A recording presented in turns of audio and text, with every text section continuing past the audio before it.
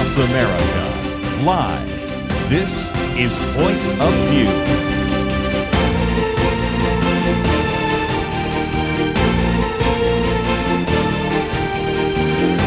And now, Kerby Anderson. Thank you for joining me. It is the Wednesday edition of Point of View, and in the first hour, I'm going to spend just a little bit of time in the first half hour talking with our good friend Dr. Paul Kengor about the Pope and the President. I think he would bring a lot of great perspective on that. A little bit later, we'll get into what has happened in Iran. Also, a very good piece we've posted by Heather McDonald, which we'll get into. Second hour, we have a very good interview that we have planned with the former member of Congress, Rick Santorum. We'll be talking about some of the pro-life issues. And, of course, don't forget tomorrow is our National Day of Prayer. We will certainly be talking about a lot of that then. But Dr. Paul Kengor has been on the program with us many times before, professor of political science, Grove City College, there in Grove City, Pennsylvania, New York Times best-selling author of all sorts of books, God and Ronald Reagan, the Communist, The Politically Incorrect Guide to Communism. Might just mention some of his books in the past, A Pope and a President, John Paul II and Ronald Reagan, and The Extraordinary Untold Story of the 20th Century, and Divine Plan, Reagan, John Paul II, and the Dramatic End to the Cold War. So certainly an individual that can speak to these issues that we're going to be addressing. Might just mention he's also the senior director and fellow at the Institute for Faith and Freedom. In the past has even been a visiting fellow at the Hoover Institution there at Stanford. I read him quite frequently in my subscription to the American Spectator. Individual has his doctorate from the University of Pittsburgh as well as an honorary doctorate from Franciscan University as well. So, Paul, welcome back to Point of View. Kerby, it's always good to be with you. Thanks. Well, let's see what we can. We've posted your piece here that comes from Spectator, Pope Leo versus President Trump. And I think you have been very clear in helping us understand that, first of all, some of the comments by the Pope, I think could be honestly said, taken out of context, or at least understand the context in which he was speaking them. But there have been some that have pointed out that the Pope and the President don't agree on a number of issues, and those have to do with everything from Venezuela to, of course, the ongoing conflict here in Iran. Yeah, well, that's exactly right, Kerby. And I mean, quite the brouhaha, I guess would be a kind of polite way to put it over that. But, so Donald Trump really kind of exploded at the Pope with his Truth Social post. I mean, that's definitely unprecedented in the history of the presidency and the papacy. And, and I know a lot of Trump supporters think that maybe this Pope had it coming. He's been talking too much. He's been critical too much. But I followed this very, very closely. I mean, so I just did a 400-plus page biography of the new Pope, and I actually turned that manuscript in last fall. But ever since, I've followed very carefully every single statement from Pope Leo, and he very rarely mentions Donald Trump or the Trump administration.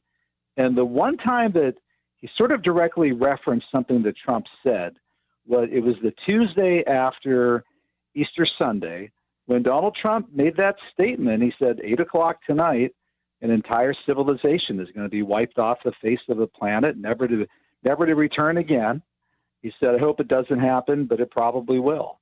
And at that point, I know a lot of Trump supporters, they've emailed me, said, well, this is just Trump. He's not actually going to do it. Well, yeah. I don't know if we know that for sure. The Pope doesn't know that for sure. But at that point, Pope Leo came out and said, he didn't even use the T word, Trump, but he said statements about annihilating entire civilizations are, quote, truly unacceptable, unquote. And frankly, at that point, the Pope does have a responsibility to speak out against that. And this Pope, who calls himself a son of Augustine, he's an Augustinian, and knows a lot about just war doctrine, knows that among the conditions of just war doctrine is that you don't threaten you don't threaten civilian populations. So to threaten, even the mere statement to threaten to wipe out 93 million Iranians, he kind of has to step in at that point and say it's unacceptable. So I think that got to Trump. Yeah. But what really got to Donald Trump was, and Donald Trump has since said this, he told Nora O'Donnell of 60 Minutes this, was the 60 Minutes interview with the three liberal cardinals, Supich, McElroy, and Tobin, especially McElroy, who came right out and declared this an unjust war, which Leo has not said. Now, if you search it on AI, it says that he has said that. He has not said that. He has not said that. So I want to say that it's cooling off a bit, but I think I just saw that Donald Trump told Hewitt maybe yesterday or the day before. I think he said once again that the Pope thinks it's okay for Iran to have nuclear weapons. And Leo has said, had to come out and say, I do not think it's okay for Iran. I'm completely against nuclear weapons, right? Just because he disagrees with Trump policy doesn't mean he thinks it's okay for the Iranians to have a nuke, any more than Pope John Paul II, disagreeing with George W. Bush on Iraq, thought that it was okay for Saddam to have a nuke. Right. So I'm kind of going off here. Sorry to go on at length, but that's a little bit of the background, of the fireworks in the last few weeks between the Pope and the President. Well, and again, I think that is very good and helpful, because in your piece, which goes on for 4 pages, and people can print it out if they don't get a subscription to the Speculator. And one of the things I think is kind of intriguing is one of the statements he made about aerial bombardment was not when he was speaking to diplomats or talking about politicians. He was talking about airline executives, which I thought was very helpful. And, of course, since you've done the biography, I did not know this. The current Pope, the Holy Father's own father, went to war in 1942 and served in World War II. So to argue that he would not understand what a just war would be, I think he would agree that World War II is perhaps the classic illustration of what would be a just war. Wouldn't you think? Well, absolutely, Kerby. And I had a very close friend who is he's Catholic. He's very angry at the Pope. And he said, of him and his wife, he said, our fathers served in World War II. How dare the Pope spit on the graves of our fathers? And I said, well, wait a second. Okay. I said, the Pope's father served in World War II. He was at Omaha Beach. He was at Normandy. And if you look closely at the Pope's statement, and people say, this is splitting hairs. This is Pope splaining. No, look, I mean, the phrase that Leo said was, God doesn't bless, or Jesus, the Prince of Peace, the King of Peace, it doesn't bless those who wage war. And the term here is wage war. Who waged war in World War II? It was Hitler. It was Japan. We responded defensively in World War II. We were not the aggressors. And my friend responded by saying, well, I know people who disagree with you on this, right? Wage war is a term that, well, according to traditional understanding of Catholic social teaching and just war doctrine, I mean, Leo there is not talking. He would not consider our guys in World War II to have waged war. So look, as Christians, we call for faith, hope, and charity. I think there needs to be some charity here toward this Pope. He's much more of a thoughtful man than people realize. And, Donald Trump, love him or hate him, vote for or against him, and I voted for him. But let's be frank here. Trump is not careful with his word. Trump's a bull at a china shop swinging a baseball bat around. Good illustration. Let's take a break. When we come back, I do want to, for just a few minutes, maybe educate our younger listeners, because there was a time when the Pope, the President, and the Prime Minister were actually very significantly working together to make a difference. And we'll talk about that with our friend Dr. Paul Kengor right after this.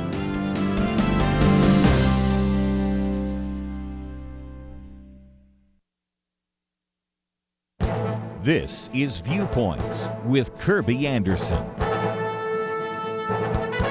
Let me begin with what seems like a ridiculous question. Is AI a fool? When I'm talking about AI, I mean artificial intelligence, and in particular the various AI tools being used and significantly funded. When I'm talking about a fool, I mean the biblical definition of someone who lacks moral discernment and acts recklessly. I will admit that computers are not persons, so we probably cannot be called a fool, but many of the current applications known as LLMs say and do a lot of foolish things. Here are 4 problems many experts in the AI field say are severe limitations of these AI tools. First, they do not live in the real world. As one critic put it, they have no intuitive understanding of gravity, friction, heat, or hunger. Second, they have no persistent memory. Yes, there's some things you can do to build into an AI tool, but most conversations start with 0. Third, these large language models have no ability to reason. They're just guessing at information. They're predicting the next token. And when they appear to reason, what they're really doing is pattern matching. Fourth, they are limited in planning. There is no inherent ability to take into account factors such as geography or time differences. Considering these limitations, we shouldn't be surprised that these AI tools get hallucinations, that is, create fake data, and are willing to make major changes that can disrupt businesses and people's lives. They remind us of people we know who are very intelligent but make foolish decisions. AI might seem smart, but it often seems to match the biblical definition of a fool. I'm Kerby Anderson, and that's my point of view. Go deeper on topics like you just heard by visiting pointofview.net. That's pointofview.net.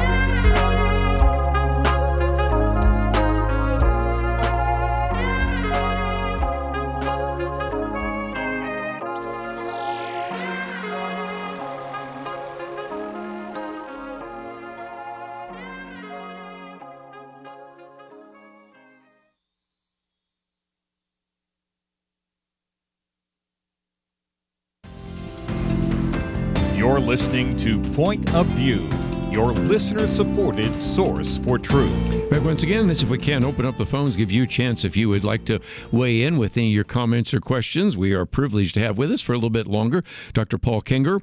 And again, he is a professor of political science at Grove City College and has written a great deal about this. And I thought for just a minute, since we do have younger listeners, sometimes when I refer to Ronald Reagan, well, that's ancient history. Margaret Thatcher, who? Even Pope John Paul II. And you have written 2 books on that topic, and there are all sorts of other things that you've written about in addition to the books. And it might be helpful for just a minute to recognize there was a time in which the President of the United States, the Pope, and the Prime Minister of England recognized how the 3 of them could bring about a remarkable change, and you have written about that.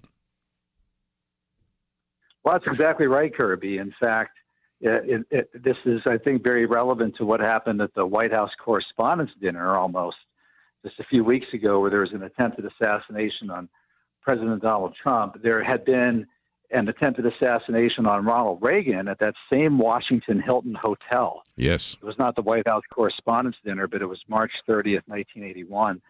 And that moment with Reagan occurred 6 weeks before there was an assassination attempt on Pope John Paul II in Rome on May 13th, 1981. And those 2 shootings really created a bond between those 2. And when they met together at the Vatican a year later in June 1982, they talked about how they believed that God had intervened to spare their lives so that they could work together for, among other things, to try to end atheistic Soviet communism. So you had this really kind of blessed, wonderful partnership back then between the Pope and the President. So, an American president, a Polish Pope. And right now, if we could only have that kind of a relationship between the American Pope, it's amazing to even say American Pope, it is, and American President. Yeah, but that was, those were definitely better times. But I can say this, having studied Leo very carefully. He's a very thoughtful, decent, kind man who believes in reaching out with an olive branch and working together with people. And I think if Donald Trump actually sits down with him and to talk, break bread, I think he would find that they probably have a lot more to agree on than to disagree. I wish they would, too, because, as you point out, the Pope is a man of science, basically, a mathematician. Just a minute ago, some of our listeners that were listening to the commentary, and I know some go break away to commercials, but if you were, my commentary is about AI, might even hold up the upcoming issue. This would be the June issue on artificial intelligence. And it does seem to me that having an individual with not only a theological background, but a scientific background is something we need in this 21st century with genetic engineering, artificial intelligence, of course, the whole issue of surveillance and more and more. This is something where whether you're a Catholic, a Protestant, an atheist, whatever, there are a need for people to speak to some of these very important moral issues with some level of expertise and authority. And that's why I try from time to time to pay attention, though I'm not a Catholic, to what the Pope might say and see if there's something that can be used to advance an issue, even if we might have some theological disagreements. What are your thoughts? Yeah, in fact, Leo talks a lot about AI. Yes. And he said that one of the reasons that he picked the name of Leo the 13th is that Leo the 13th wrote that famous encyclical, Rerum Novarum, which is widely known among Catholics and Protestants alike. And Rerum Novarum was meant in Latin, on the new things. And it worried about, among other things, new modern technologies coming in and replacing people in the workforce. And at that point, it would have been 1880s, 1890s under Pope Leo XIII. And Leo XIV said he's really worried about new technologies like AI replacing human beings, people in the workforce, people in medical care, people in all sorts of other fields of study. So that's one of the reasons that he picked that name. You could identify with Leo XIII on that. And like you said, too, he's a mathematician. At Villanova University, he actually majored in math, of all things. And I talk about that in my book. I have a pretty long section on that, Kerby, where I quote various people, mathematicians, a Catholic mathematician from Harvard who said, I'm not surprised that the Pope is a mathematician because I believe that God is a mathematician, right? God, you could really see God's order and design in the universe, right? And they believe in absolutes too, mathematicians, right? 2 + 2 = 4, E = mc², force equals mass times acceleration. I mean, I'm looking around me right now at buildings and cars driving by, and these things are operating and standing because of math, right? And you don't apply relativism to mathematical formulas. That's going to get you a building that doesn't stand, a car that doesn't run, and so it's good to have a pope who understands science, understands math, astronomy as well, and it really does. People who believe that really do believe in a certain order and design in the universe. Let's, if we can, for just a few minutes, also mention that the movie Reagan, which is one that certainly I've enjoyed watching, having, first of all, Ronald Reagan is my governor. I even have a autograph from the Governor Ronald Reagan in my collection, as well as our president and things of that nature. You have written about that, and more importantly, if people have seen the movie and read your book, they'll say, basically, the book became the movie. Is that fair? Well, that's exactly right. Yeah. So my book in 2004 got on Ronald Reagan, and then the book followed The Crusader, Ronald Reagan and the Fall of Communism in 2006. Yes. And and those became, in particular, notably, The Crusader became the basis for the 2024 movie Reagan, starring Dennis Quaid as Ronald Reagan. So that was that took 20 years, Kerby, to get from the first time I got the phone call from my good friend Mark Joseph, the producer in Hollywood, saying, hey, I love this book, God and Ronald Reagan. Anybody own the rights to it? To the time that it finally got on screen, it took 20 years. It took 20 years to make it happen. But I was really pleased with the result. I thought the movie was terrific, and I did too. candidly, I was quite surprised. It turned out way better than I thought it would. Dennis Quaid looked like Ronald Reagan. Of course, they're doing that again. But again, for those of you that have been listening to Point of View for a long time, we went through a whole series with Paul, God and Ronald Reagan, A Spiritual Life, God and George W. Bush, A Spiritual Life, went through this whole kind of series where for a while you were looking at that. And of course, you have been an expert all these years on the issue of communism, and we've certainly depended on you for that. But I just thought for a minute I might point people to one of the websites, faithandfreedom.com. And if you go there, you will see the Institute for Faith and Freedom. And there's the story also about how the book became the movie, so you can watch the video there. And so we have all of that information. And of course, we also, if you go down a little bit further, have a link to the American Spectator, Pope Leo versus President Trump, so that you can read that for yourself. Whether you're a Protestant or a Catholic, whether you believe in some of the things that are being said by the Catholic Church or even some of the things said by Donald Trump, I think we certainly wanted to try to bring some perspective and clarity to that. And I knew that the best way to do that would be to bring Paul Kengor on, and also to encourage you to go to some of these websites that we have provided and the article to learn a little bit more. So, Paul, as always, it's great to have you on the program, and thank you for being with us today here on Point of View. Oh, anytime, Kerby, and check me out at spectator.org. You can follow my articles there, including several that I've recently written on Pope Leo and Donald Trump. I might just mention we do have a link to spectator.org, and that link is right there.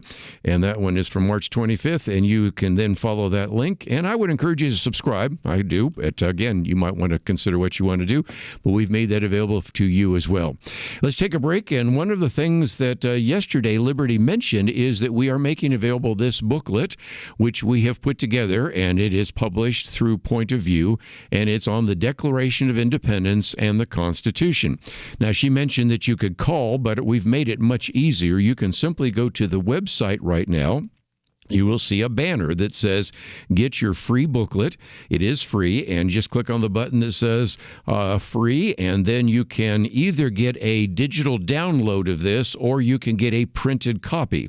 Now, if you would like one in the mail, and I certainly am one of those people that believes it's really good to have these as a booklet, we'll need your address, but if you just want to download, you need to just give us your email. But I would encourage you to get a copy or multiple copies of this, and this is something we've wanted to do during America 250. And so certainly you can go to the website, pointofview.net. At any time, of course, you can give us a call at 800-347-5151, 800-347-5151, and ask for the booklet. We're making it available free of charge. We'll be right back. There are so many big stories happening literally everywhere. So much information, documents released, grand jury testimony, political accusations and claims on all sides. How in the world can any of us keep up?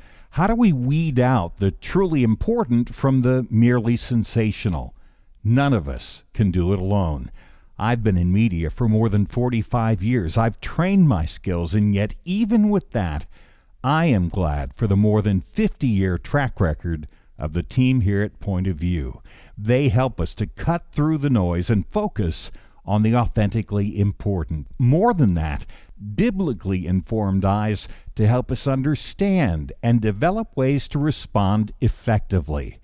Providing what we need takes time and resources, and your partnership makes it all possible. Click on into pointofview.net, hit the donate button, or call 1-800-347-5151. Please give today. Better, sign up and help monthly. Pointofview.net and 1-800-347-5151. Point of View will continue after this.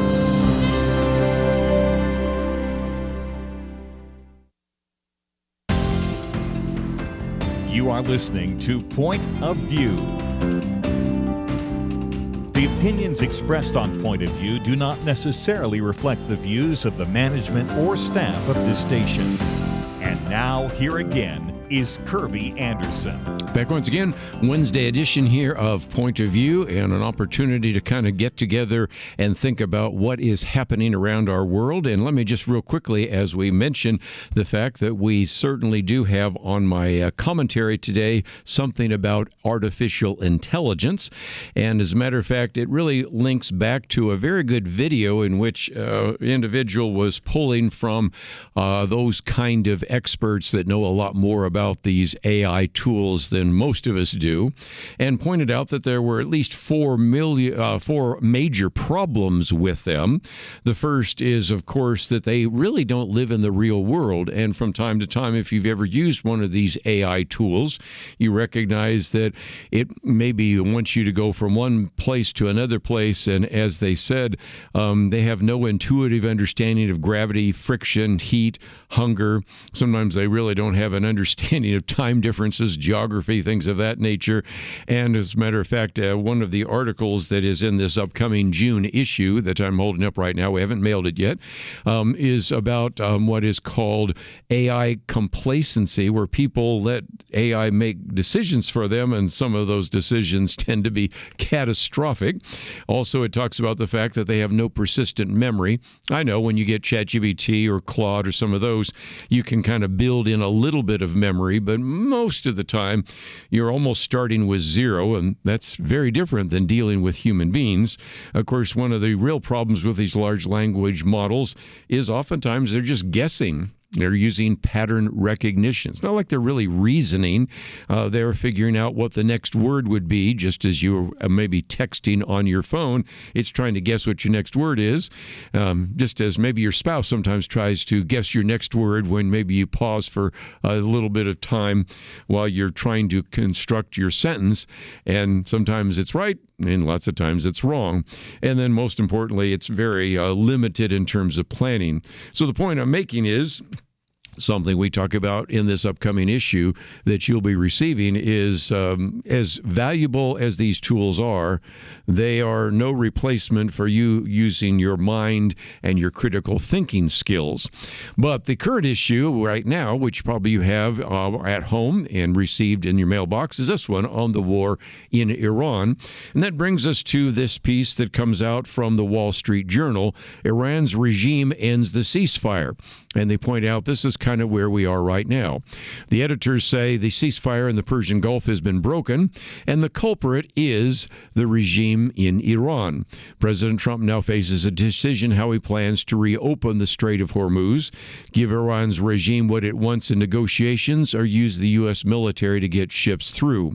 Now, what we've been doing so far, and again, this is why we try to go into a little more depth on some of these issues, is that in many cases we're talking about the fact that they really are not necessarily guiding the ships through. Project Freedom is really an attempt to just cordon off what would be considered an established or enhanced security area. If you look at your map of the Persian Gulf, you'll recognize that if the ships come closer to Amman, that's where you can, in a defensive posture, allow the ships to come through. And this particular article is, again, reminding us of some things that I hadn't really quite thought about, and that is the fact that Project Freedom has almost now become a humanitarian mission because some of the ships have crews that are starving.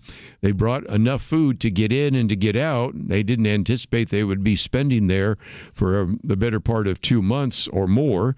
And so in some respects, there's a real humanitarian aspect of that as well.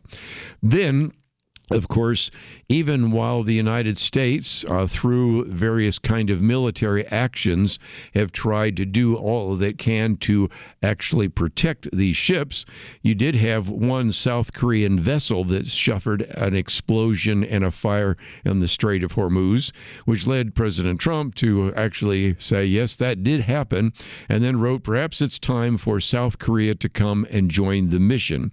And so what we are kind of seeing right now, as he points out, is that the various Iranian groups are finding that they can't afford to lose, in some respects, their main leverage, which is, of course, closing the Strait of Hormuz and the blockage of oil and oil shipments, but there's only a matter of time before that really becomes even more difficult for them, as we pointed out, not even being able to find enough storage facilities for the oil that's still being pumped out of the ground. Even more significant is that there has been a desire to try to do this in a defensive way, but sooner or later, and I suspect it may be sooner, we may have to go into an offensive posture. And again, as we talked about just a few minutes ago with Paul Kengor, the president is not exactly using diplomatic language. He told Fox News that the Iranians will be blown off the face of the earth. Somebody needs to get to the president and say this is not helpful with all of this hyperbole, but nevertheless, that is the case. But I think what is striking about this, and we'll be talking about this a little bit more in the next hour, especially with a piece from Victor Davis Hanson, is that because of the actions of Iran, it has really changed the Middle East in some pretty dramatic ways. Because what has sort of begun to happen is the fact that some of these Middle Eastern countries find themselves no longer willing to go along with what has been taking place in the past. They are deciding, for example, that they're going to leave UAE, for example, to leave OPEC. Those of us that are a little bit older remember back in the 1970s where there were long lines just to get gasoline because OPEC recognized that they actually had a way to actually terrorize the industrial world with threats about oil shortages and the rest.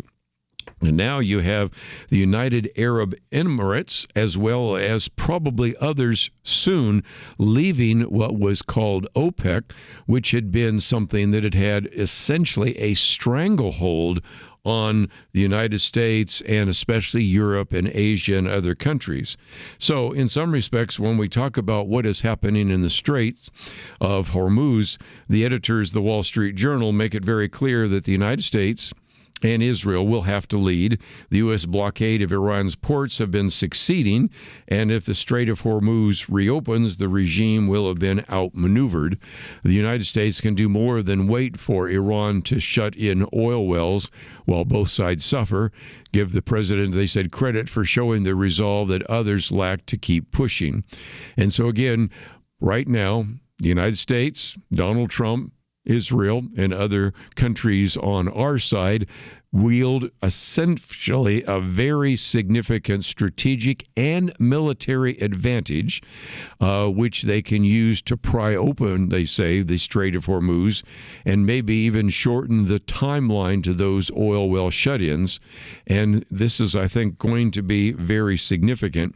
But in the next hour, we will also spend just a little bit of time talking about, I think in a very interesting sort of way, how this whole conflict has reshaped the Middle East, but at the same time also reshaped what is happening in Russia. Think about the fact that Russia right now finds themselves in a 4-year war in which they've lost so many individuals. It has reshaped China in terms of how, in many cases, they may now be thinking twice before they want to think about taking Taiwan. And, of course, it has caused maybe even Europe to rethink whether or not their desire to sit this one out was such a good idea in that regard. So if nothing else, those are some very important principles that I wanted to put on the table. We will continue to follow the war in Iran, and when we get back the next hour, we'll spend some time working our way through Victor Davis Hanson's piece on the global ripples from the Iran war. He says Iran war didn't just break Tehran, it shattered old alliances, exposed weaknesses in Europe, checked China and Russia, and accelerated an American-led geopolitical realignment. So some very significant things happening. I suspect that even with all those very successful things happening, the American people will still spend more time complaining about the price of gas at the pump, the concerns about affordability, and as a result, vote out a number of individuals that would actually have backed the president. But we will see how that goes, because it's still many, many months away between now and November, although we did see some interesting things happening in some of the primaries in Indiana and Ohio.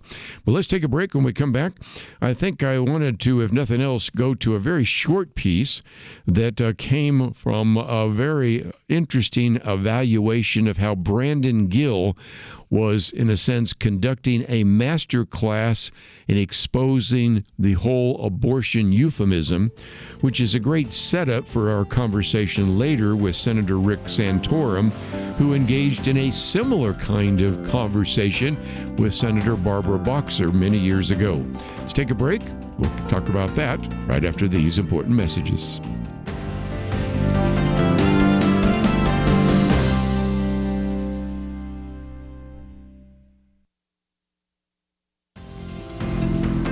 You're listening to Point of View, your listener-supported source for truth. Next hour, we're going to spend some time talking with a former senator from the state of Pennsylvania who, when he was just 35 years of age, if I remember right, won in the 8th Congressional District, later became a senator, and was probably best known in a number of circles, especially pro-life circles, is somebody who took on the issue of partial birth abortion.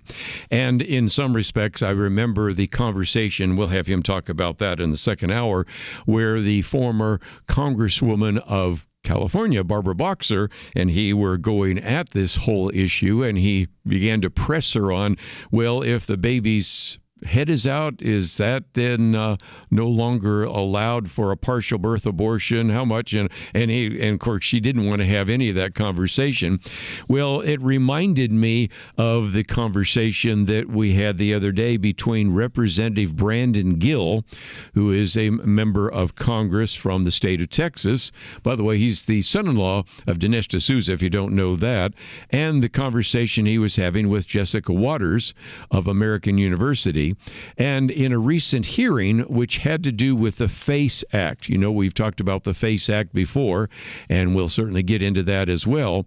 They said in this particular piece, Alexander DeSantis said, in a recent hearing on the FACE Act, Republican Representative Brandon Gill put on a masterclass in exposing pro-abortion euphemisms, pressing the abortion advocate, Jessica Waters of American University, on which type of abortion procedure she prefers: saline injection, suction, or D&C. And of course, the woman, Jessica Waters, was obviously very uncomfortable with this line of questioning. And then, of course, as she points out, as Alexandra points out, clung to what she called the fig leaf of reproductive health care, because they don't really want to talk about abortion. And again, well, we're here to talk about abortion facilities, but they never really want to talk about what goes on behind the doors of those abortion facilities. And she points out that abortion advocates, as it turns out, are so accustomed to obfuscation that they ironically insist on discussing abortion facilities while refusing to engage in the very significant topic of abortion. And I think it was, as she points out, illustrative of the debate that took place years ago when in the 2016 presidential debate, you had moderator Chris Wallace ask Donald Trump and Hillary Clinton about abortion, citing Clinton's opposition to even a ban on partial birth abortion.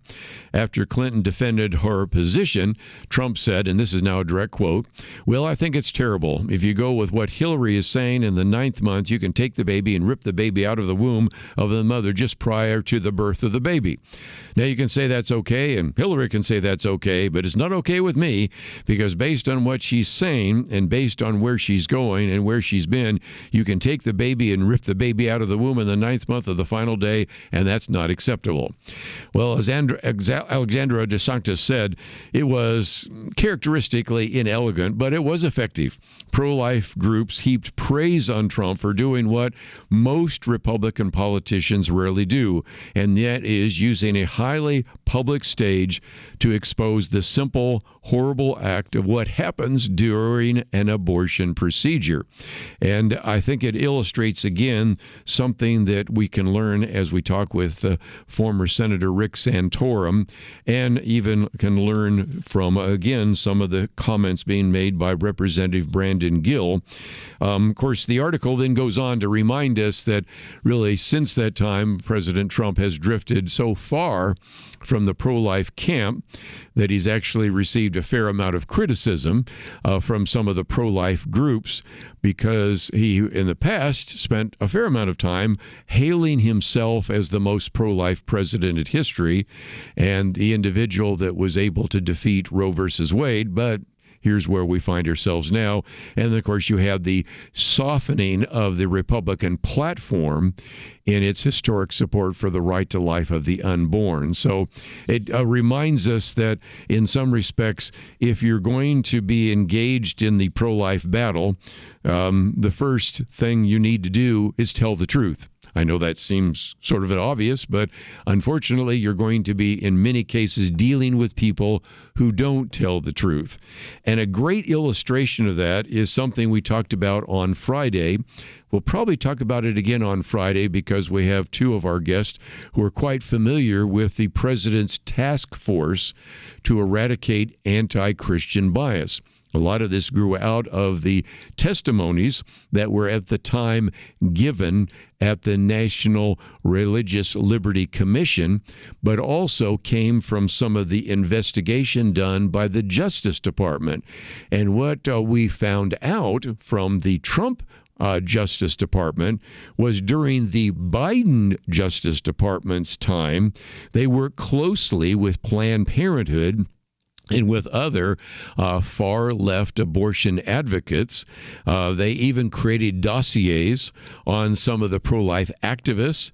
They were taking pictures of them, of their children, and the rest, and they monitored the pro-life activists, tracked their movements, and in some respects, then all that information was turned over to the Justice Department.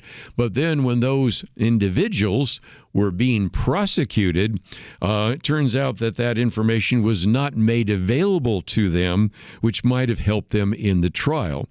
And so, again, we see not only did you have the pro-life, pro-abortion groups, I should say, hand over all this information to the Justice Department so they could actually prosecute some of these pro-life individuals, but even more significantly, they withheld it so that it could not be used to defend themselves in court. One of the other things that we have learned, and since we were talking about the Pope and some of the Catholic ideas a minute ago, it turns out we now have documentation of how some of the federal prosecutors under the Biden administration even fantasized, this is their words, fantasized about prosecuting Catholic nuns. And of course, we also know that the Biden FBI spied on Catholic churches, and some of them even worked with Jack Smith when he was involved in prosecuting at that came former President Donald Trump. And so you can just see that this whole report that has come out from the task force to eradicate anti-Christian bias, as well as the report from the Justice Department about how some of that was used, once again just illustrates the great danger that we have. Next hour, we'll spend a little more time talking about some of the other things that have come from this task force to eradicate anti-Christian bias. The report is 200 pages long, and if we can, we'll just give you a kind of a brief summary of that. But just before we take a break, let me one more time today mention, as I hold up here for those of you watching online, this booklet that we have made available. It is the Declaration of Independence and the Constitution of the United States. It is a resource that I think you're going to find very helpful. Also, of course, includes the amendments to the Constitution, and it just gives all of this information in a way that you can use very effectively. Again, as we mentioned yesterday, you can certainly give us a call on our call-in line, 800-347-5151. That'd be our customer service line, I guess would be a better way to describe that, and ask for it. But the simpler way for those of you with a computer is simply to go to pointofview.net. You'll see a banner there that says, get your free booklet today, the Declaration of Independence and the Constitution of the United States. There's a place where you can give us your name and email, We can give you an instant download, but you also have a place where you can give us your mailing address, and we'll mail one of these to you. And you can do both. As a matter of fact, you can click on both the instant download and get the booklet. And I just think it's a great resource. America 250. I would encourage you to take the time to get a free booklet. And we'll be back right after this. Who can you trust? Years ago, many of us could probably have provided a fairly long list, but today it seems we almost can't trust anyone. Educators don't even know what a woman is anymore. Many so-called public servants have shown all they care about is themselves. The FBI has been accused of bias, law-breaking, betrayal, and journalism. It's largely corrupt, with no Clark Kent standing up for truth, justice, and the American way. All of this is why Point of View Radio is more important than ever, and your part in supporting us is more needed than ever. Do your part today in supporting trustworthy truth. Stand with us and help push back the lies and the darkness.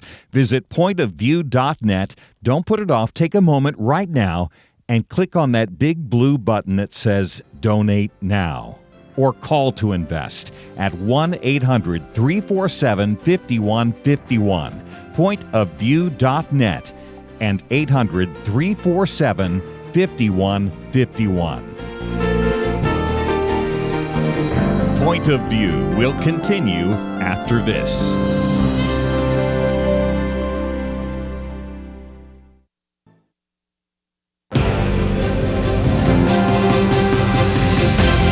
Across America, live, this is Point of View.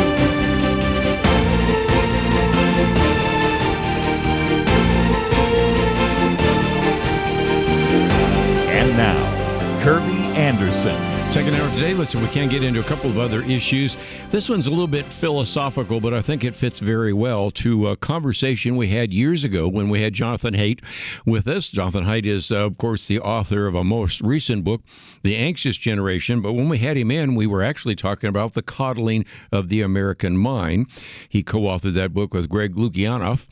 Greg is actually a Christian. Jonathan Haidt is not. But nevertheless, it was helping us understand what was going on college campuses, because we started seeing all sorts of young people with all sorts of anxieties and things. But also in the midst of that, it was predicting what we now see, the level of violence. And what they were working with at the time is that they found that many of these young individuals were being told by their professors that we're going to get into some difficult issues, so this will be a trigger warning. And they were also then beginning to learn that, again, if you're concerned about some of these issues, well, words are violence. And I think once you start down that road of recognizing that if I disagree with somebody's words, then that is reason enough to not only cancel them, and actually debank them, remove them from a college campus. But then the next step is to even go after them physically, maybe even try to kill them. And in some respects, that brings us to this very good piece by an individual that we've had on the program many times before, Heather McDonald. And she refers to it as the New York Times latte logic of social collapse. Okay. What she's getting at here is that there was a gathering that the New York Times put together. It's a 35-minute video. You can watch it for yourself. And the title was, "The Rich Don't Play by the Rules, So Why Should I?" And it's, in a sense, helping you see the moral code of individuals who, first of all, believe that the end justifies the means. Number two, if people are wealthy, they receive that by taking money or resources from you. And as a result, what you end up seeing is a conversation with a number of individuals, Hassan Piker, Gia Torrentino, as well as Nadja Spiegelman. And you don't need to know the names of all those, although Hassan Piker has been in the news a lot lately, in which they then have conversations about, well, didn't these people deserve it? This gets back to the conversation we had on Monday, the way in which oftentimes the left turns a blind eye to the fact that they have a violence issue. And one of those is, well, they deserved it, or there's both sides argument or whatever, or in many cases just think that it was a hoax. Well, here they had a conversation, for example, of the murder of the United Healthcare CEO Brian Thompson in December of 2024. And there was very much of a ends justify the means kind of idea. And what is so striking to Heather McDonald was that apparently, not only did the participants have no discomfort in what they were saying, but then this was still airing after the attempt by a 31-year-old individual who stormed the White House Correspondents' Dinner 3 days later to try to kill the president and the cabinet, and they still left the video up. And the point she's making is that you really have individuals here that on the one hand are complaining about the capitalist society, and then she begins to tell you what they're wearing in terms of how her nails were very beautiful, lacquered, how in some respects she had the top of the line jeans, how the boys, the young man had long sleeve Ralph Lauren shirt, complete with a Polo Pony logo.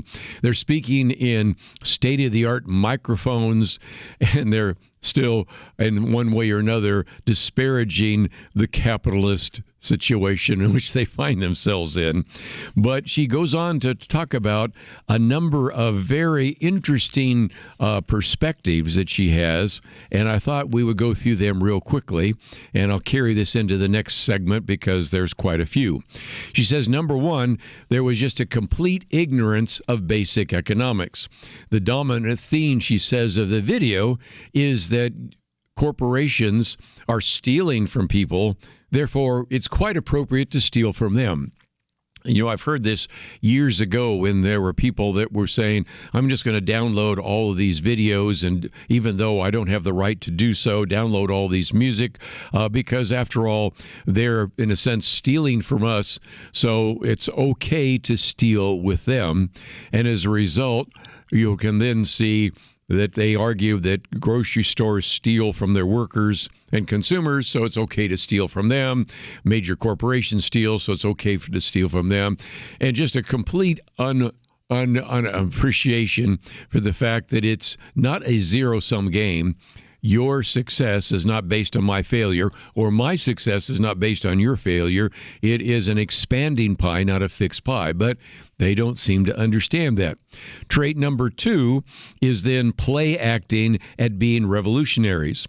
That is, if indeed we're going to actually try to rail against these corporations, they introduce the idea of micro-looting, which has become more and more of an issue if you've been around any kind of consumer goods at any time, because in some respects there is an attempt to not only steal things but to break cabinets to get into those, and it's again one of those end justifies the means kind of ideas.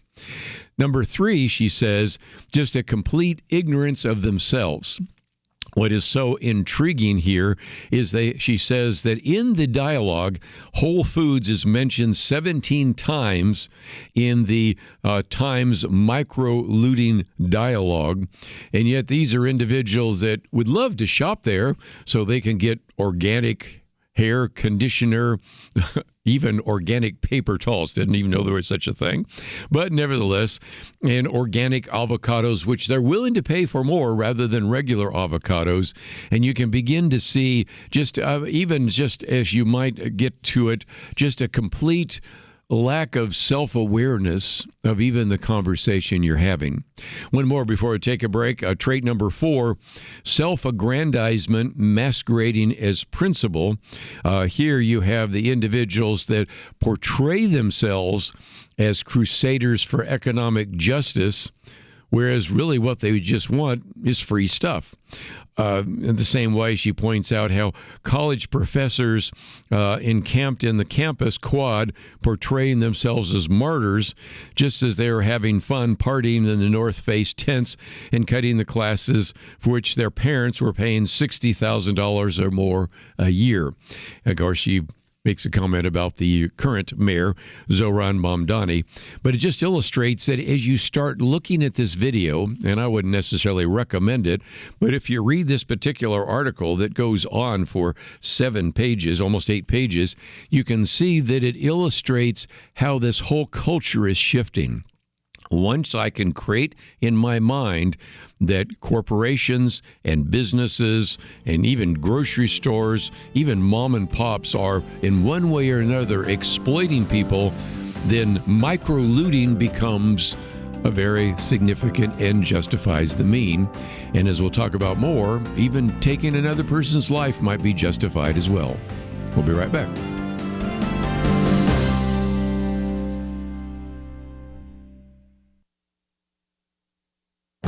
This is Viewpoints with Kerby Anderson. Let me begin with what seems like a ridiculous question. Is AI a fool?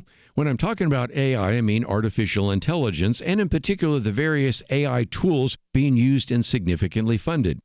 When I'm talking about a fool, I mean the biblical definition of someone who lacks moral discernment and acts recklessly. I will admit that computers are not persons, so we probably cannot be called a fool, but many of the current applications known as LLMs say and do a lot of foolish things. Here are 4 problems many experts in the AI field say are severe limitations of these AI tools.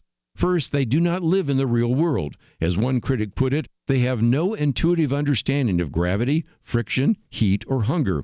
Second, they have no persistent memory. Yes, there's some things you can do to build into an AI tool, but most conversations start with 0. Third, these large language models have no ability to reason. They're just guessing at information. They're predicting the next token. And when they appear to reason, what they're really doing is pattern matching. Fourth, they are limited in planning. There is no inherent ability to take into account factors such as geography or time differences.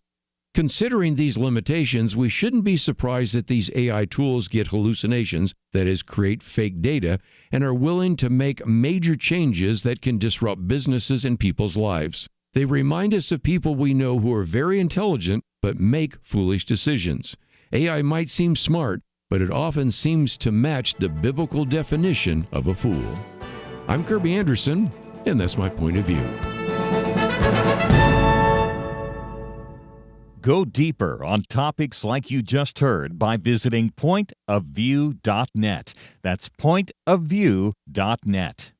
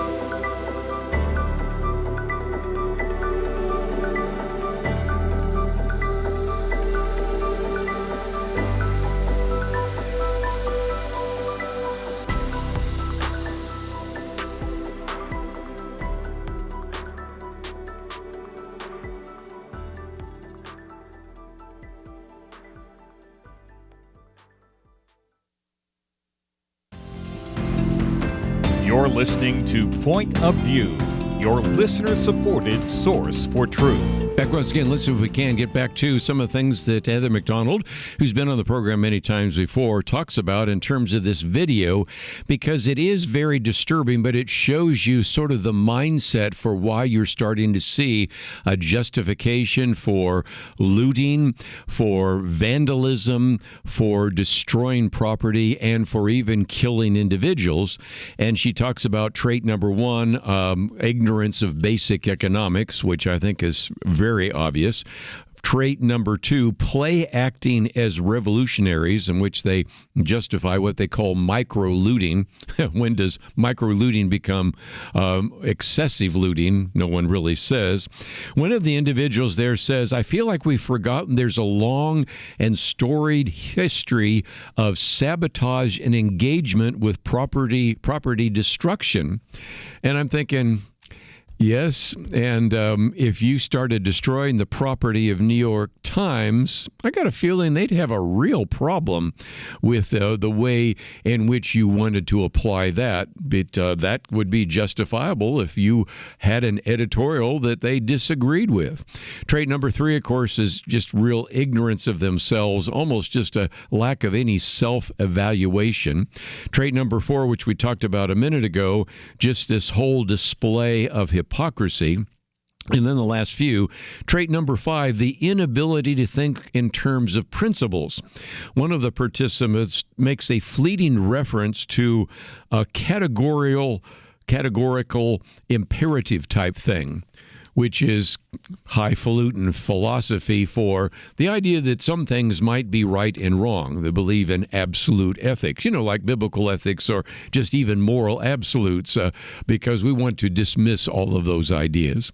Trait number 6, phony empathy, because at this point here, then the idea is as well, I'm stealing on behalf of the downtrodden. And so as a result, walking out of Whole Foods with an IKEA bag of whatever and giving it to people, sheltering underneath scaffolding or something like that is justifiable instead of paying for it in doing so. And so she talks about this whole idea of phony empathy. And then trait number 6, actually it's trait number 7, she misnumbered it here, substituting the abstract for the tangible, the metaphorical for the literal, because they start talking about systemic forms of violence and the extraction of surplus labor value. In other words, the companies weren't paying a market wage, and that number begins to get higher and higher every single day, according to the way in which that's ratcheted up by some of the leftist rhetoric. But then, of course, they get into this whole idea that hate speech is violence. And since hate speech is violence, what you need to do is assault the people engaged in hate speech. And if you go back to Charlie Kirk, there was a student petition there at Utah Valley University, which had the same kind of argument that when speakers with a record of targeting marginalized groups are given a microphone, this isn't dialogue, it's harm. First of all, of course, Heather McDonald points out Charlie Kirk did not target or hate marginalized groups. He engaged in a conversation about that. But again, you then have them return back to the assassination of Brian Thompson, that individual who was the CEO of United Healthcare. And Piker says, well, this is a fascinating story for me. Not tragic story, not disturbing story, but a fascinating one, which just, I think, shows you the cold, almost calculus that is being promoted oftentimes by the left. And if you wanted to get a feel for how that plays out, I do commend to you this very good piece, this very good analysis by Heather McDonald, which is with the Manhattan Institute. And I would encourage you to go to our article that we've posted there on the website, pointofview.net. Just before we wind down, let me just again summarize some of the things that Victor Davis Hanson points out, and that is whatever the aftermath of the war in the Middle East is going to bring, the situation is no doubt going to be much better than many people understand.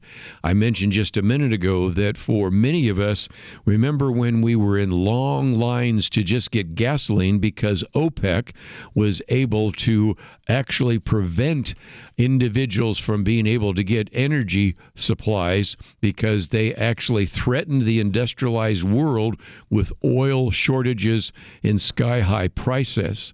All of a sudden now, you're seeing the United Arab Emirates at a time when you have high oil prices leaving the cartel And very soon afterwards, I think there are going to be many other countries in the Middle East leaving the cartel as well. There's a good reason for that is many of these Arab nations are actually encouraging right now the United States to continue bombing a Middle Eastern nation, Iran. Why? Because they have, in many cases, received as much bombing from Iran as Israel has, and they came to recognize Israel may be more of our friend. The United States might be more of a friend than one of those countries that was part of OPEC, and that has been rather significant. The Gulf states were hit 6 times with as many Iranian rockets and drones as Israel, so they paid a heavy price. And again, you can think that maybe Iran's calculus at the time was, we want these other nations to join with us to fight Israel and the United States, so we'll have them actually be damaged, and that will make them angry enough to join with us to fight against Israel and the United States. But instead, what they saw was that's not necessarily our friend, and a more realistic mindset in the Gulf states now is to recognize that Israel alone has the combat aircraft, the expertise, and the experience to strike Iran and deter it from attacking some of the modern Arab governments, which have received so many Iranian rockets and drones over the last couple of months. The other issue is, well, what about oil supplies? Victor Davis Hanson points out that although Russia still has sanctioned oil, a lot of Russian oil has shown up on the market. When United Arab Emirates has decided to get their oil out there as well, and of course just the oil the United States has produced as well as what it's cleared with Venezuela, the loss of Iran's 1.5 to 2 million barrels is probably not going to be as significant as many people would have thought. He goes on to say also that some of the things that have happened are going to affect not only the Middle East but other countries. For example, they ask, will a destitute Iran be able to replace its half-century-long, $500 billion investment in its military-industrial complex, which is now in ruins? Probably not. Will Russia now be able to work with Iran because Russia has now been effectively cut off from the Middle East with its client Iran in shambles? And of course, Moscow, that is Russia, is now trapped in a 4-year quagmire in Ukraine with dead and wounded approaching 2 million, an economy on the brink of depression. Meanwhile, what about China itself under American pressure in Panama? Having lost most of its influence in oil-rich Venezuela, China may still eye Taiwan as always, but now might be disturbed by the high-tech American naval and aerial prowess. And then, of course, he says one of the greatest losers might be Europe, because with the temporary closing of the Strait of Hormuz, oil-dependent European Union has recognized how their radical green agenda is rather unsustainable, and the continent actually is beginning to find out how desperately it needs safe and reliable and affordable fossil fuels. And so, as he points out, Europeans may still despise Trump, but they still may need the United States military to protect them from Russia, any potential anti-Western nuclear power with ballistic missiles and regional destabilizers that is taking place. So the European nations could have kept quiet about allowing U.S. to use their airspace and basing under NATO privileges, but they were not, and we see what we see today. I think NATO will probably still survive, but it won't quite be the same. And so in some respects, the argument is the global ripples from the Iranian war may actually be very positive, not just in the Middle East, but in many of the other countries which we see as enemies of the United States. If you'd like to read it, as always, great analysis by Victor Davis Hanson. It's one of the articles on our website, and we'll be back right after this. Where does moral truth come from? According to 58% of Americans, individuals determine moral truth. A quarter of Generation Z says society determines moral truth, and morality can even change over time. Only 42% of Americans believe that truth comes from God. I don't know about you, but I find these numbers extremely troubling. It really is a crisis of truth, and that crisis has consequences. Look at society. Evil is called good, good called evil. People with biblical beliefs are called bigots, or worse, they're canceled. But there is hope. The Bible promises the truth will set us free, and that's why Point of View is relentless in our commitment to the ultimate source of moral truth, God's Word. At Point of View, we know that God's truth is eternal, and if we stand together, we can help more Americans apply His truth in their daily life. Help Americans find truth again by giving at pointofview.net or call 1-800-347-5151. That's pointofview.net and 800-347-5151. Point of View will continue after this.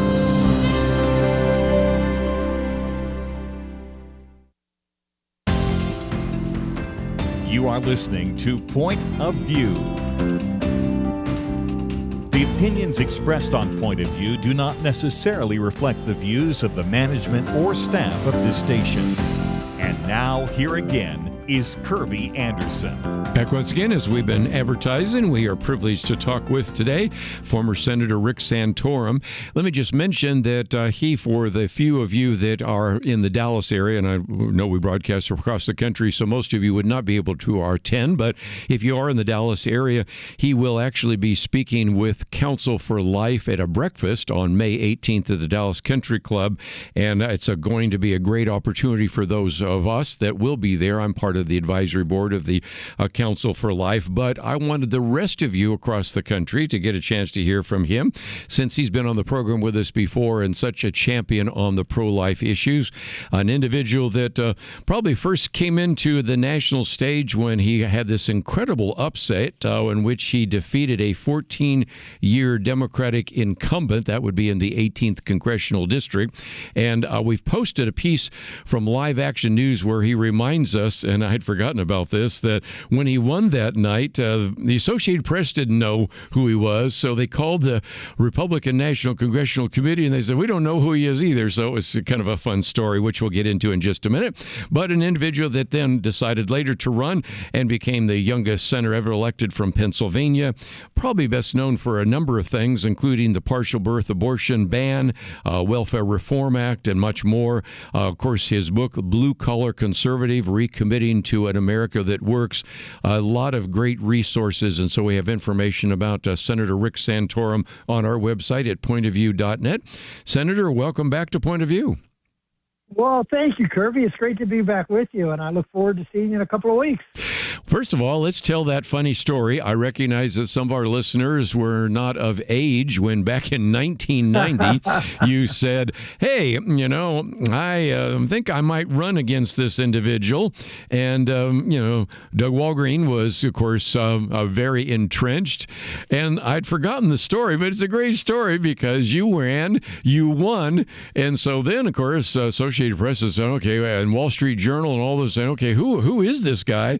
And so they call up the Republican National Congressional Committee and they go, we don't have his name either. So tell the rest of the story. Yeah, that's the story is that the morning after the election, the Wall Street Journal used to on their it was a print edition. Obviously, there wasn't a web edition. A print edition on the left-hand side, they had these little blurbs. At the bottom was a blurb saying, last night, Doug Walgreen, as you mentioned, who was a 14-year incumbent, lost in the 18th District of Pennsylvania. The AP announced that he lost, but the AP didn't say who won. and so he said, so we decided we would call the Republican Congressional Committee, which is the campaign committee for the House Republicans, and we called them and said, can you give us the name of the person who won? And they didn't know my name. So I was very much they never supported me. I went there Washington once to see if I could get some support from them, and I met with an intern. They wouldn't even let me meet with anybody who was on the staff. So I was a long shot, and that probably gives some discredit to long shots. But I think it's a great illustration for our listeners. There's some people listening right now that might say, well, is it possible to win? Yes, a grassroots campaign, working, knocking on doors, all the old-fashioned ways in which we did it, now with the new social media. And then you turn right around and say, you know what, this is going well. I'm going to be running as a senator, which, again, was an uphill battle. And yet I think it illustrates, again, that your success, first running in the House of Representatives and then for a seat in the Senate, just really, I think, should be an encouragement really to others that may want to be involved in public service like you were. Well, I appreciate that, Kerby. I'll add even a little twist to that. I got elected in 1990, and as your listeners well know, in 92 and in 2002 and in 2012 and in 2022, that's when redistricting happens. At least that's when it used to happen. Now it happens all the time, but it happened every 10 years. And so in Pennsylvania, we went from I think 21 congressmen down to 20. We sent one down to Texas, which we seem to do every 10 years. Yes. You guys keep growing Congress, and we keep losing them. Well, when that happened in 92, they eliminated my district. They chopped it up into 3 different districts, and I remember that. They put me in with a 20, even a longer term incumbent. Long story short, I ended up winning that race, even though the district was a 70% Democratic district. I still won, and then I decided to run for the Senate. So no good deed goes unpunished. You win a big upset, and you upset the apple cart, which I did. The powers that be come out against you, and we beat them anyway. So. That's a good news story. Well, we brought you on because we want to talk about pro-life issues, certainly. And even in the interview, there was the idea that some people had of, well, I'll vote pro-life, but I'm not going to be on the front lines. But I told the story of when there was a really significant issue about partial-birth abortion.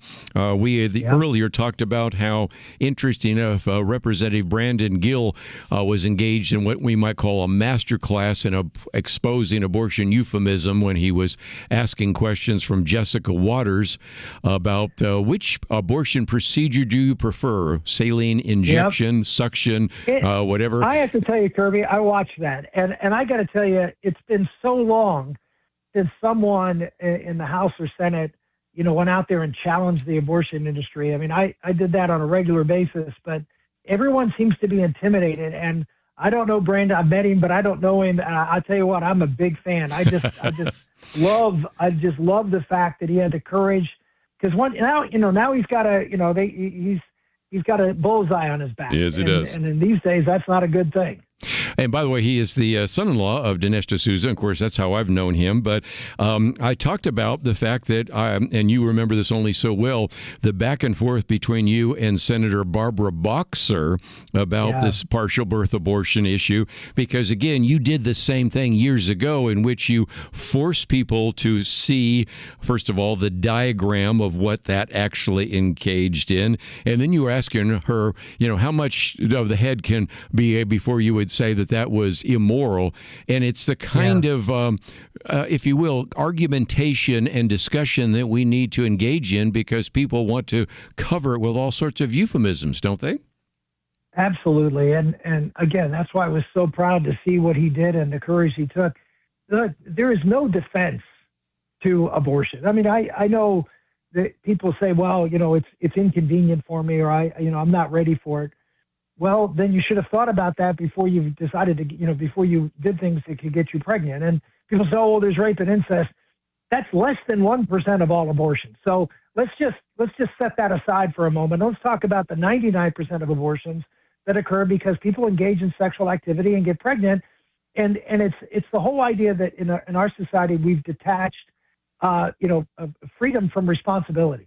And yes, you're free to do a lot of different things, but you also have the responsibility that if something happens as a result of that that activity, that you have to take responsibility for it. And we want that. We want freedom without responsibility. And that's not real freedom. That is chaos in the end. And in this case, it's not chaos. It's the death of another human being who's innocent in this whole process. So we need to talk more real about what's really going on here. And there's plenty of ways for people not to get pregnant. But when they do, they should step up and take responsibility. And I know it's hard, but you know what? Life is hard, and there are a lot of challenges you have in your life, and it shouldn't be. One of the excuses shouldn't be, I'll take someone's life so my life is better. Let me just mention real quickly as we go to a break, and we'll come back and continue our conversation. We have a link to Patriot Voices, and that is a way in which you can find out a little bit more about some of the things that former Senator Rick Santorum has been involved with. And I thought we'd also, when we come back, spend just a little bit of time talking about your children, because, of course, you lost one prematurely, but then, of course, everybody loves to talk about Bella, who has trisomy 18. And the information that we posted there said she's 17. Now I found out she's 18 years of age. Well, she'll be 18 next week. Yeah, so here we go. We are going to update that in just a minute. And that, again, is an illustration, because some of you might say, well, if you have a so-called problem pregnancy, or you have one where you're being told that this is going to be a very difficult situation for you, their chances of living are limited. You want to hear this story, of course, from Rick Santorum, who has really stood strong on the pro-life issues for so long. And as we pointed out just a few minutes ago, we do lament the fact that some of these very strong platforms the Republican Party used to have on pro-life issues have been watered down. So we'll go back and spend a little bit of time talking with former Senator Rick Santorum. Again, for those of you in the Dallas area, you might want to turn out for the breakfast May 18th. But for all of you, I want you to have a chance to hear from an individual that we've always had such great respect for. So we'll take a break, and we'll come back and spend a little bit more time talking about this pro-life issue from a man that has had to live it and certainly can speak to that issue. All that coming up right after this.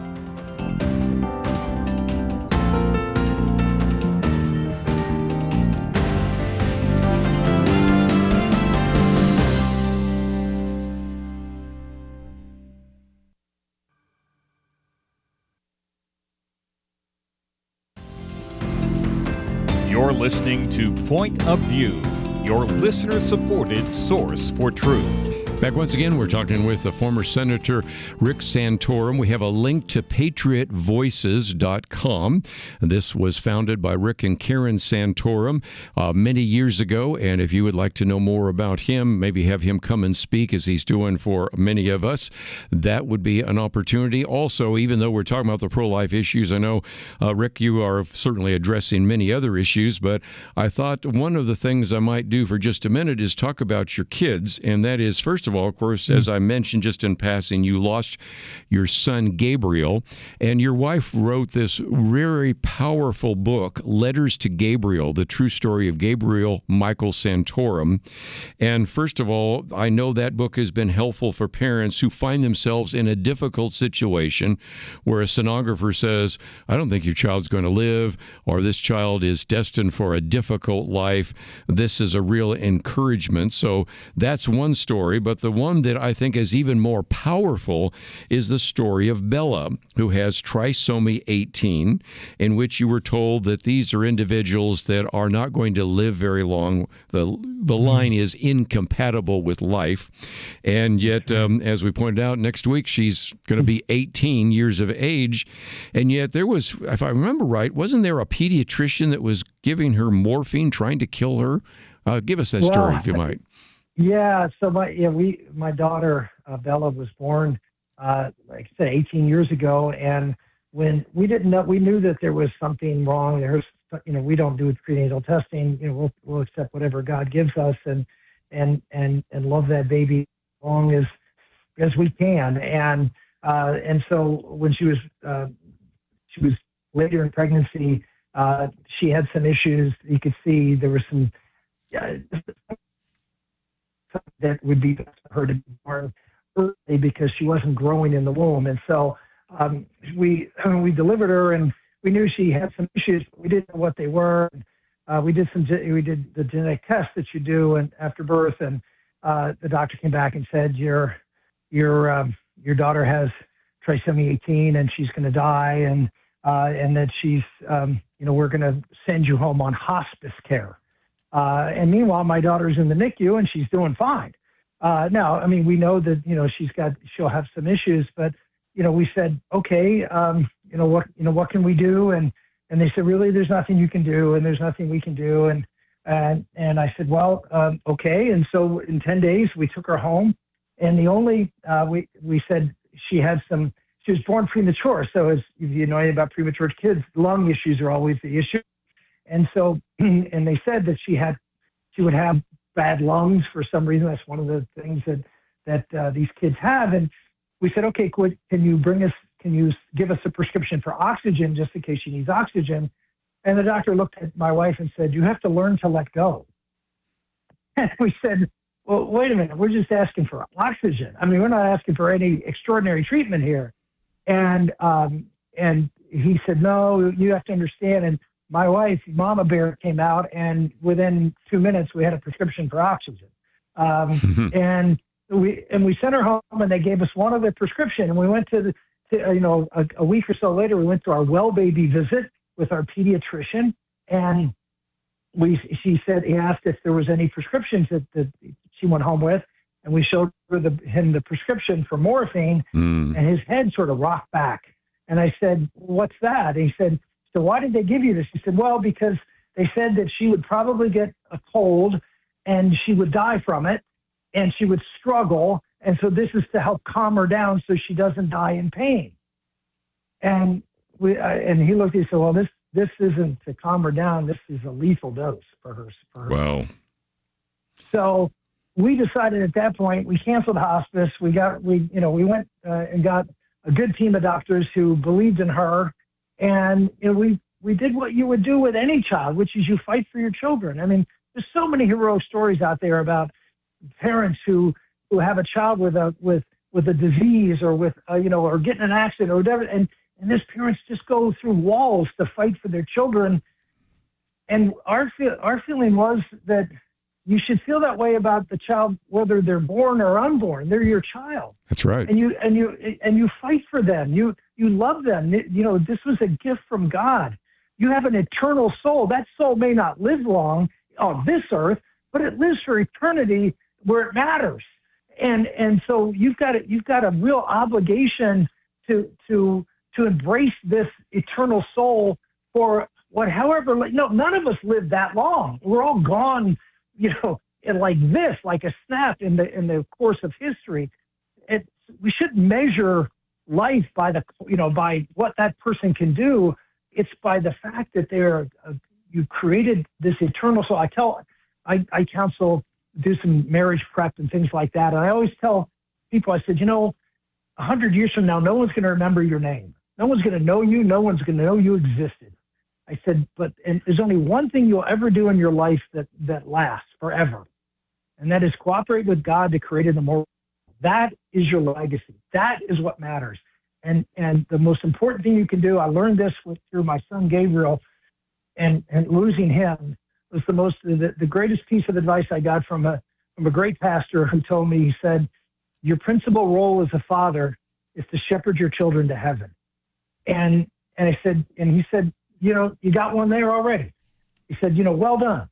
And so you have to think of it. We tend to think too much in this material world of things of the present and not things that matter, which are the eternal things. So well said.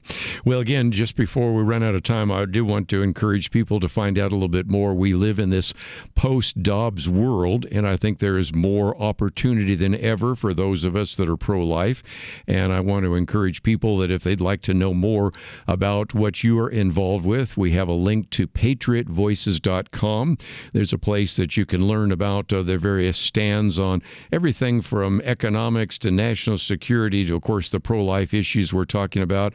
Let me encourage many of you that if you've appreciated even this short conversation we've had with him today, you might want to consider having him come and speak to your group, because we need the pro-life message like never before.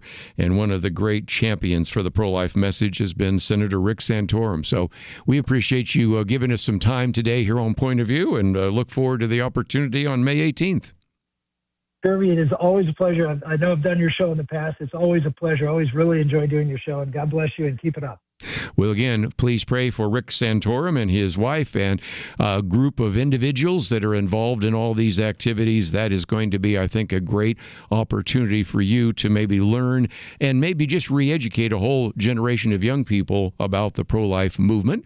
Let me again mention the fact that we do have this booklet on the Declaration and Constitution. As you go to the website to find some of this information about Rick Santorum or Paul Kengor, you can also click on that banner there, and I think you're going to find that to be extremely helpful so that you can order it. You might even want to get extra copies there. And then tomorrow we have Marcy Gurley talking about, I love this book, 250 Great Things About America. No, we probably won't cover all 250. If we get to 50, we'll be lucky. And then before we end, we also have a good comment from Bill Federer about prayer. Of course, he's best known for the, National Day of Prayer, Presidents and Prayer book, and all sorts of things. So let me encourage you tomorrow to go to an event that might be taking place in your community for a day of prayer. If there's not an event, that doesn't keep you from praying for America. And, of course, we'll have some great information about that here on the website, pointofview.net. Hope you appreciate all the conversation. Looking forward to a great reminder of how great America can be and will continue to be if we want to be involved. As always, want to thank Megan for her help engineering the program. Steve, thank you for producing the program. Look forward to seeing you tomorrow as we celebrate America 250 right here on Point of View.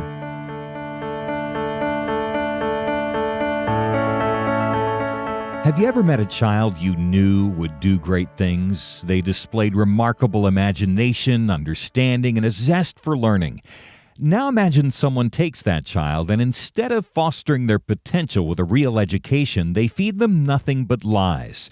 You know, that scenario isn't so far from reality. From a young age, Americans are fed a consistent stream of distorted facts, from the secular indoctrination they receive in many public schools, to the biases presented as fact in many colleges and universities, to the barrage of misinformation from the mainstream media and the lack of moral grounding in our society. It's not that Americans aren't capable of understanding the truth, it's that they aren't exposed to it enough.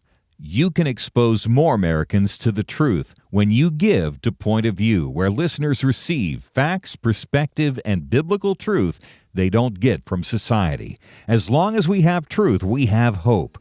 Give today at pointofview.net or call 1-800-347-5151. Pointofview.net and 1-800-347-5151. Point of View is produced by Point of View Ministries.